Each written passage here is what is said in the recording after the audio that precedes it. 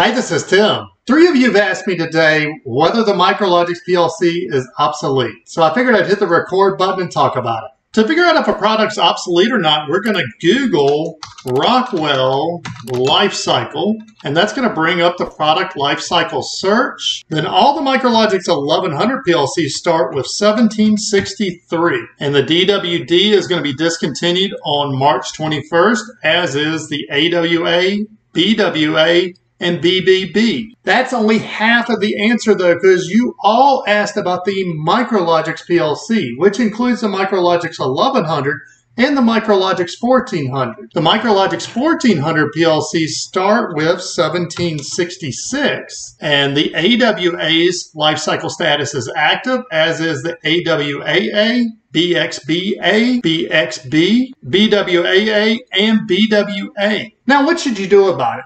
Really, there's 3 situations. First, if you have a new project, you should be looking at the Micro 800 line of PLCs. There's been a sticker on the Micrologix 1100 box for like the last 2 years saying, check it out. That was a hint. They were going to obsolete it. If you have a machine that has an 1100 in it, that is in operation, then it's not an emergency, but you need to start looking what path you're going to take to upgrade. And the easiest path is probably going to be the Micro 800 as well.